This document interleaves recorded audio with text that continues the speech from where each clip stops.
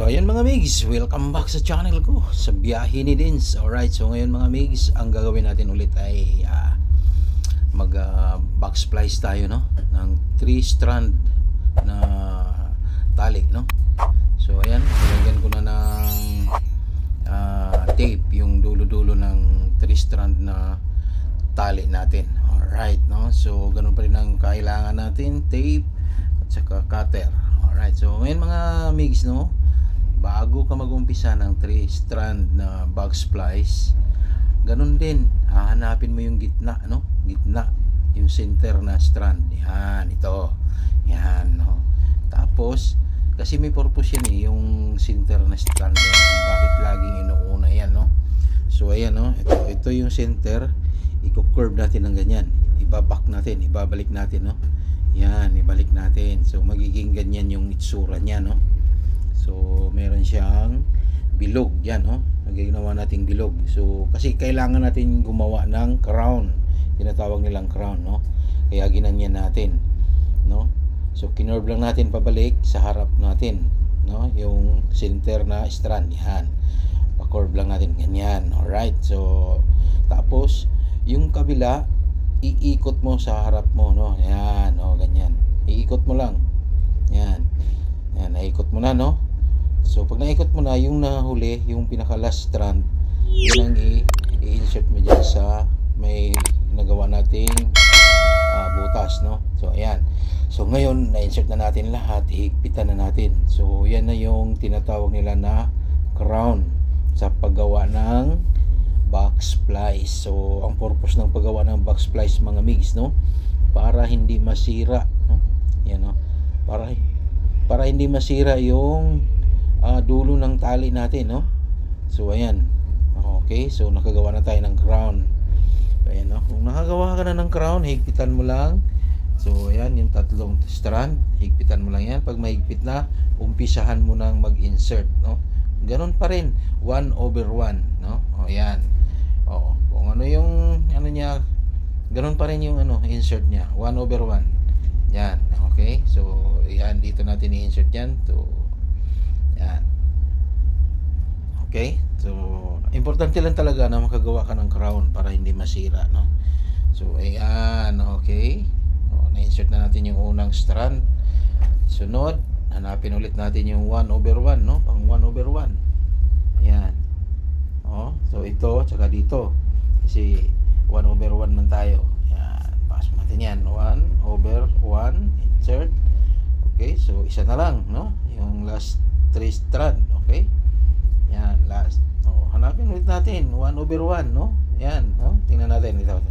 Yan, para maliwanag. Yan, 1. Yan, over 1. So ito naman, tanggalin natin yan. Pasok natin yan. Insert natin. Yan. Ganun lang yan. Ganun lang kasimple. Ang importante lang talaga yung umpisa, yung paggawa ng crown. Dapat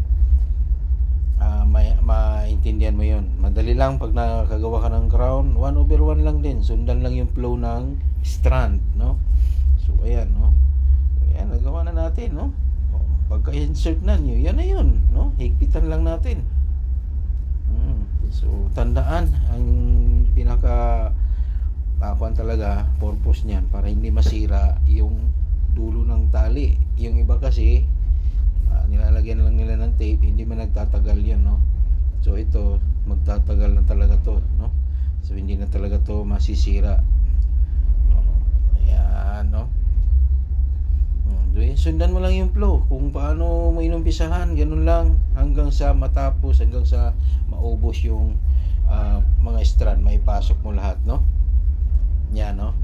Yan, sundan mo lang, tuloy-tuloy lang, no? Tuloy-tuloy lang hanggang sa maubos. At pero dapat higpit-higpitan mo rin, no? Pagka naipasok mo yung isa, higpitan mo. Tingnan mo rin kung pantay, no? Yung pagkahigpit. Yan, no? 1/1 lang din. Yan, madali lang yan mga migs, no? Para gawa ng box splice. Yan. Kasi may nag-request sa isa sa ating mga subscribers na mag-splice daw tayo ng box splice. So ito yung box splice na 3 strand na rope, no? Yan. So sundan mo lang talaga yung flow hanggang sa matapos lahat, no? Hanggang sa ma-insert mo na lahat ng strand at mahigpitan mo na rin. Sundan mo lang, no? Tuloy-tuloy lang yan hanggang sa magawa mo na yung box splice, no? Yung box splice na 3-strand rope, no? Yan, no? Yan, di ba? Higpitan mo. Yan, pag nahigpit na, yan, tuloy-tuloy lang hanggang matapos lahat, no? Yan. Diba? So ganyan lang kadali mag-back splice ng ng 3 strand na rope, no? Di ba? Bilis na. Pag natapos mo lahat 'yan, di yun na yung pinaka back splice mo. So ayan, nakatapos na lahat, no? Naipasok na lahat ng strand. Ayan. So nakagawa na tayo ng back splice. So kung may katanungan ulit kayo mga migs, no, huwag kalimutan, huwag kayong dalawang isip na mag-message, no, mag-comment down. Alright, so ayan, nakagawa na tayong back splice. Yung kanina meron din tayong eye splice, so yung dulo-dulo lang ginawa natin, no. Maraming salamat.